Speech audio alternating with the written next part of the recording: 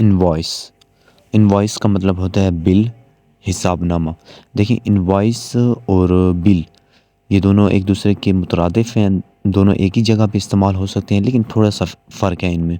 कैसे कब आपने इनवॉइस या बिल कहना है। देखें, आप किसी दुकानदार के पास जाते हैं, दुकानदार से आप बहुत सारा सामान लेते हैं, तो वो उसके पास जो एक लेटर पैड होता है, उस लेटर पैड के ऊपर वो सारा आपका सामान लिख रहा होता है। फिर आपको वो टोटल करके बताता है कि हाँ आपने मैम सर आपने इतने चीज़ें ली हैं, 10 या 20 आइटम लिए हैं आपने, और इनके जो है इतने पैसे आपके पास हो रहे हैं, 30,000 या 35,000 हो रहे हैं।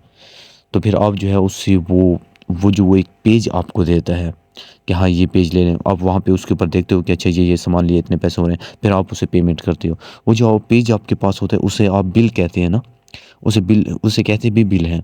लेकिन उसको हम इनवॉइस भी कह सकते हैं। इनवॉइस कब कह सकते हैं?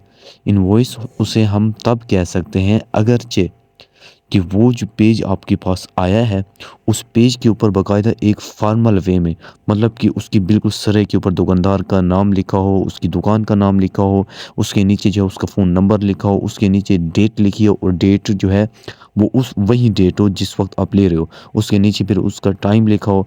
उसके बाद जो जो आइटम आपने लिए हैं, मतलब कि आपने कोई से भी 5-10 आइटम आपने लिए हैं, तो वो 5-10 आइटम का, हर आइटम का बाकायदा कितने पीस आपने उठाए। मिसाल के तौर पर आपने उससे अगर लिए हैं, कोई सूट उठाए हैं आपने, और साथ में शूज़ उठाए हैं, और उसके अलावा कुछ और अपने लिए उठाया है सामान, आपने वॉच वगैरह कोई चीज़ उठा ली, तो वो वहाँ पे अगर उसने लिखे हुए हैं कि यार इसने 3 सूट उठाए हैं, इस कलर का उठाया है, इसके इतने पैसे होते हैं, इसने जो है ये शूज़ उठाया है, इस कंपनी का उठाया है, इसके इतने पैसे होते हैं, उसके पास फिर वॉच के बारे में भी लिखो।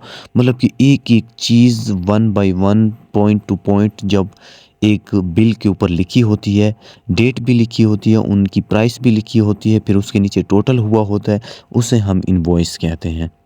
मतलब कि ऐसे समझे एक अपग्रेड वर्जन है बिल का एक अपग्रेड वर्जन है। अगर बिल जो है आपको सिंपल सा कोई पेज के ऊपर मिला है तो उसे आप बिल कह सकते हो, लेकिन अगर वो जो एक फॉर्मल वे में एक अपग्रेड वर्जन में आपको बाकायदा एक लेटर पैड के ऊपर और one by one, point to point उसके ऊपर सारा कुछ डिस्क्राइब किया हुआ है, उसके बाद फिर आपको दिखाया गया है, दिखाने के बाद जब आपसे पैसे लिए गए हैं, तो उस बिल को जो है हम इनवॉइस कहते हैं। अक्सर जो है ये जो कंपनीज़ वाले हैं वो अपने जो है इसको कहते हैं, अपने जो भी उसके पास कस्टमर होते हैं उसे इनवॉइस देते हैं। या कुछ जो कस्टमर होते हैं वो पढ़े लिखे और जो वेल एजुकेटेड होते हैं, मतलब कि एक हाई लेवल के होते हैं या प्रोफेशनल होते हैं, तो वो कहते हैं कि प्लीज़ इनवॉइस मुझे दे दें।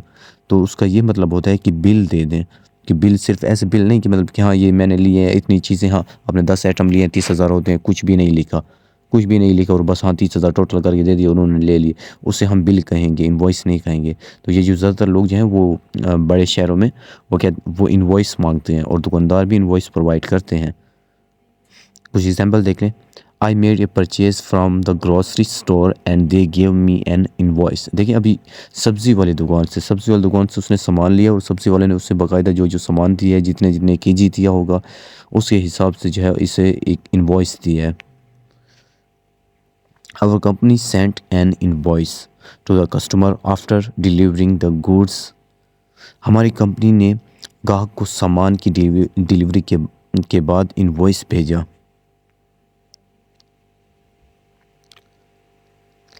The invoice include the price of all items and the detail of the tax.